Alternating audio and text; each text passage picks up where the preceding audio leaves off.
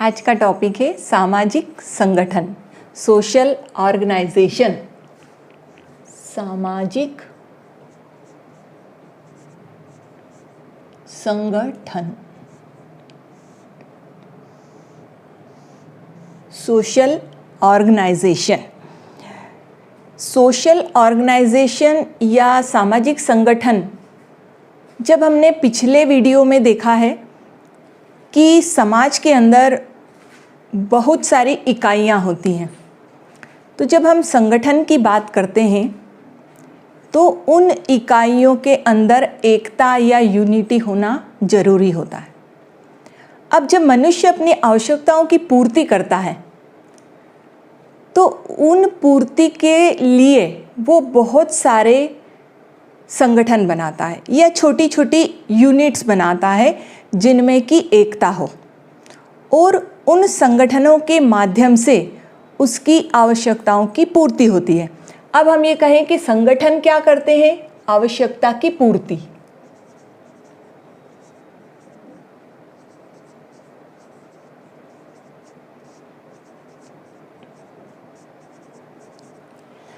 समाज में इस प्रकार के बहुत सारे संगठन हमको दिखाई देते हैं। अब मैं यहाँ पर कुछ संगठनों के नाम लिख रही हूँ, उन संगठनों के आधार पर आपको समझ में आ जाएगा। प्रकार कह सकते हैं हम इनको, कौन कौन से समाज के अंदर हमको संगठन दिखाई देते हैं। जैसे धार्मिक,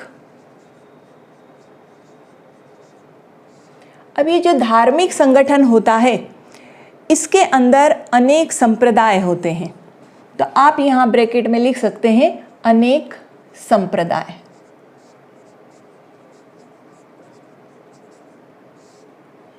उसके बाद आता है राजनीतिक,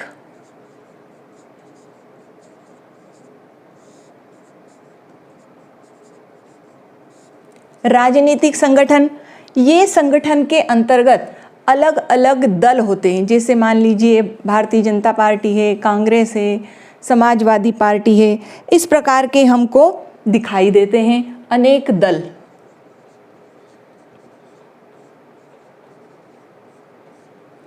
रिलीजियस ऑर्गेनाइजेशन, पॉलिटिकल ऑर्गेनाइजेशन। फिर हम देखते हैं सांस्कृतिक, कल्चरल।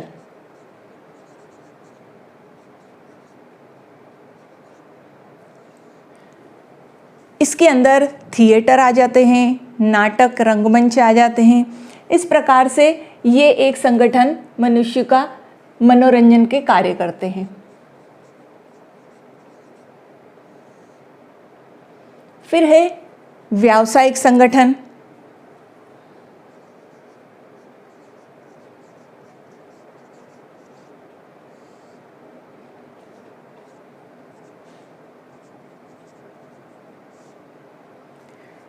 व्यावसायिक संगठन के अंतर्गत चूंकि आधुनिक समय में अभी मॉल और इस तरह से हमें दिखाई देते हैं, तो पुराने समय के अंदर हाट और बाजार हुआ करते थे, तो आप इसके अंदर लिख सकते हैं हाट, बाजार,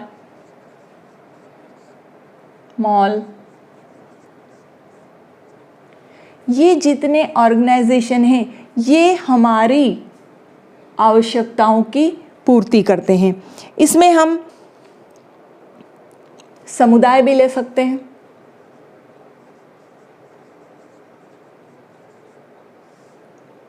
अब समुदाय के अंदर कौन कौन से भाग आ जाएंगे? परिवार,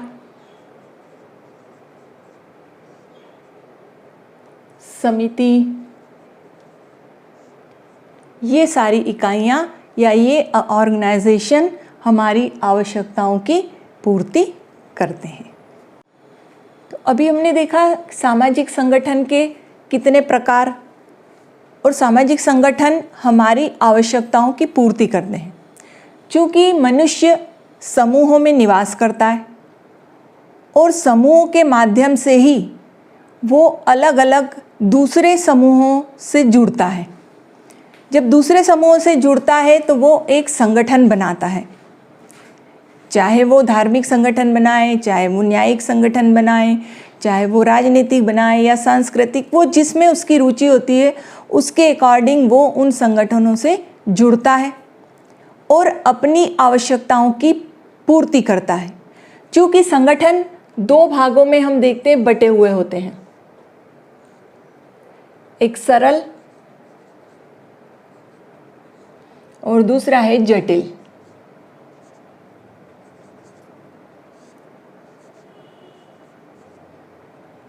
अब ये निर्भर किस पे रहते हैं? ये जो सरल और जटिल संबंध हैं, ये वास्तव में संबंधों पर ही निर्भर रहते हैं। तो ऑर्गेनाइजेशन कब बनता है? जब व्यक्ति के संबंध किस प्रकार के, किस समूह के साथ में या किस ऑर्गेनाइजेशन के साथ में कैसे हैं, उसके अनुसार वह संबंधों से जुड़ करके और एक संगठन बनाता है। ये संगठन समूहों के माध्यम से ही बनते हैं, क्योंकि मनुष्य समूहों में निवास करता है और समूहों के अंतर्गत संगठन का निर्माण होता है। अगर हम ये बात करें कि समूह कितने प्रकार के होते हैं, तो समूह दो प्रकार के होते हैं, छोटे और बड़े समूह। ये दोनों समूह भी अपने आप में यूनिटी लिए हुए होते हैं। जब यूनिटी लिए होते हैं अर्थात कि इनके अंदर संबंध या तो जटिल होंगे या सरल होंगे।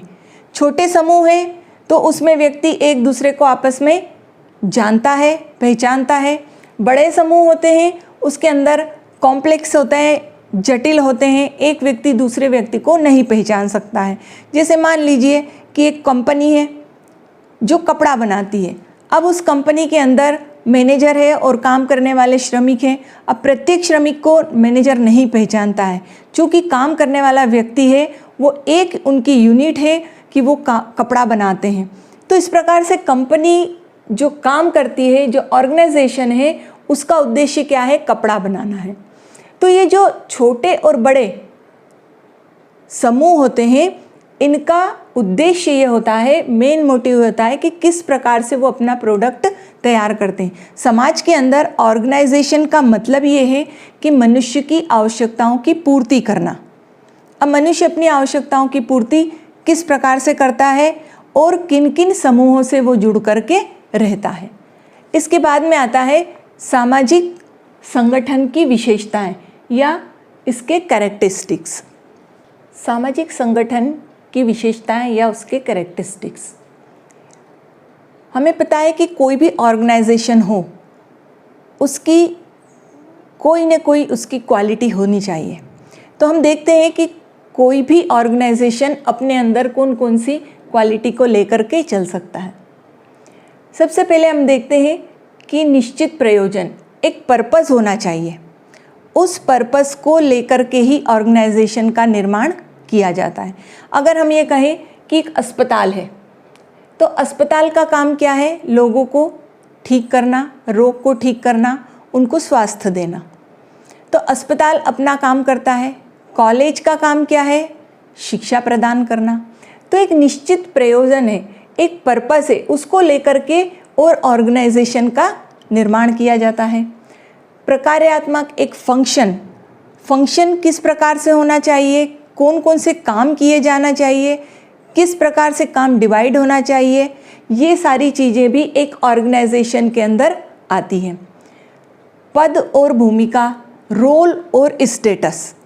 अगर व्यक्ति को जो काम दिया गया है वो काम उस पोस्ट पे रहते हुए वो किस प्रकार से कर रहा है। जैसे हॉस्पिटल है तो हॉस्पिटल में डॉक्टर है, डॉक्टर रोगी को ठीक से देख रहे हैं कि नहीं, टीचर कॉलेज के अंदर ठीक से पढ़ा रहे हैं कि नहीं, नगर निगम सफाई कर रहा है कि नहीं। ये जो वहाँ पर रहने वाले या काम करने वाले व्यक्ति हैं उनकी भूमिका किस प्रकार की है, ये एक ऑर्गेनाइजेशन के अंतर्गत देखा जाता है, तभी वो सक्सेस होता है। ऑर्गेनाइजेशन के अंदर ये सारी विशेषताओं की होना आवश्यक है। व्यक्ति की गतिविधियों पर नियंत्रण, चूँकि हम ये कहें कि समाज के अंदर समिति होती है, समुदाय होते हैं और धार्मिक, आर्थिक, राजनीतिक, न्यायिक बहुत सारे ऑर्गेनाइजेशन भी होते हैं। ये ऑर्गेनाइजेशन के अंदर जो व्यक्ति काम करते हैं उन व्यक्तियों के ऊपर नियंत्रण करना भी आवश्यक होता है। अदरवाइज़ क्या होगा कि व्यक्ति काम नहीं करेंगे और समाज के अंदर लोगों की आवश्यकताओं की पूर्ति नहीं हो पाएगी। अगर हम एक छोटा सा उदाहरण लें कि परिवार है, परिवार के अंदर किस प्रकार से नियंत्रण किया जाता है। यदि घर में छोटे सदस्य हैं या युवा बच्चे हैं तो उन्हें टाइम दिया जाता है, इतनी बजे आप उठेंगे, इतनी बजे भोजन करेंगे, इतनी बजे कॉलेज जाएंगे, शाम को 8 बजे के पहले आप घर आ जाएंगे। तो एक नियंत्रण दिया जाता है। तो समाज के अंदर जब ऑर्गेनाइजेशन होती हैं तो उन ऑर्गेनाइजेशन के भी अपने रूल्स रेगुलेशन होते हैं, उसके अकॉर्डिंग उनके ऊपर नियंत्रण किया जाता है। समाज में संतुलन की आवश्यकताओं को ऑर्गेनाइजेशन के माध्यम से पूर्ति की जाती हैं। जैसे धार्मिक है तो धार्मिक ऑर्गेनाइजेशन या संगठन के माध्यम से धर्म के बारे में समझाया जाता है, आर्थिक व्यवस्थाओं को देखा जाता है या आर्थिक आवश्यकताओं की पूर्ति की जाती है, न्यायिक प्रणालियाँ हैं जिसमें लोगों को जजमेंट मिलता है, लोग सुरक्षित महसूस करते हैं, पुलिस इत्यादि, कोर्ट इत्यादि इसके अंतर्गत आते हैं। फिर है ऑर्गेनाइजेशन परिवर्तनशील भी होना आवश्यक है। क्यों आवश्यक होता है? क्योंकि जैसे जैसे उन्नति करता है उसके अंदर अनेक घटनाएं घटित होती हैं, उन घटनाओं के माध्यम से वो सबक लेता है और वापस उन घटनाओं को नहीं दोहराया जाए। इस प्रकार से वो परिवर्तनशील, उसको एक लेसन मिलता है, वो उस लेसन के माध्यम से आगे बढ़ता जाता है। सामाजिक संगठन को 2 भागों में बांटा गया है, फॉर्मल, अनफॉर्मल, औपचारिक सामाजिक संगठन और अनौपचारिक सामाजिक संगठन।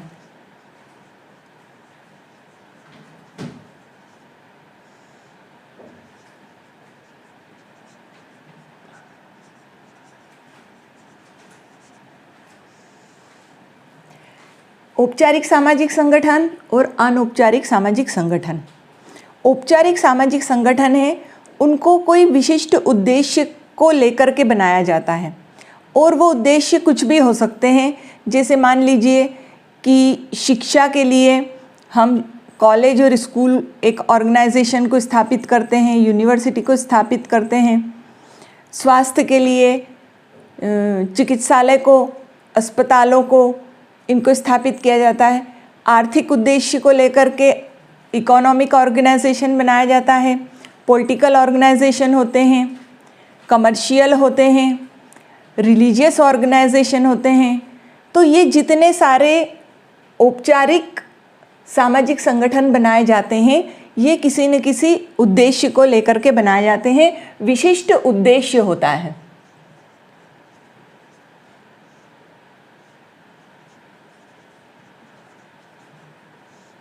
ये उद्देश्य मनुष्य की आवश्यकताओं की पूर्ति करते हैं।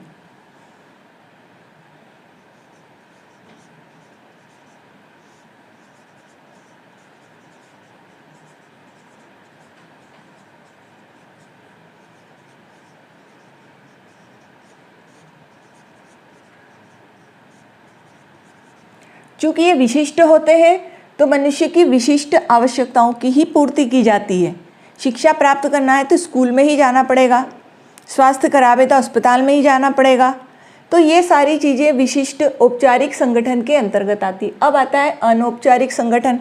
अनौपचारिक संगठन का आकार छोटा होता है। हाँ, ये चीज़ और इसमें देख लें कि इसका आकार भी औपचारिक संगठन का आकार बड़ा होता है, आकार के अंदर ये वृहद होते हैं। अनौपचारिक का आकार छोटा होता है।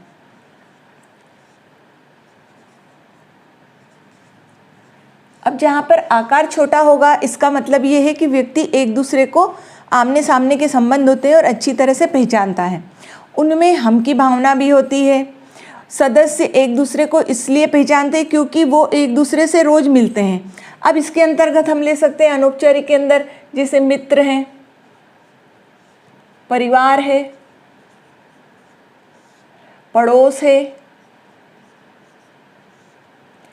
खेल का मैदान है,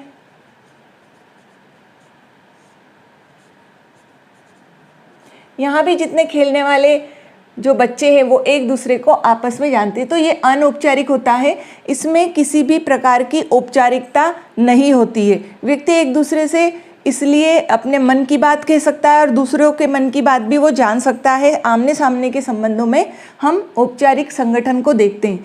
इसके विपरीत अगर अनौपचारिक है, विशिष्ट उद्देश्य को लेकर के जो बने हुए हैं, उसके अंदर ऑफिस भी हो सकते हैं और उसमें व्यक्ति कोई बात करने के लिए बहुत सोच समझ के विचार करके ही किसी से अपनी बातें कहता है। यहाँ पर मित्रवत व्यवहार होने से अपने मन की बात व्यक्ति बता देता है। तो ये जो संगठन है, औपचारिक और अनौपचारिक संगठन, ये दोनों संगठन ये विशिष्ट उद्देश्यों की पूर्ति करते हैं और ये सभी प्रकार की आवश्यकताओं की पूर्ति यहाँ पर हो जाती है क्योंकि आकार में छोटे होते हैं।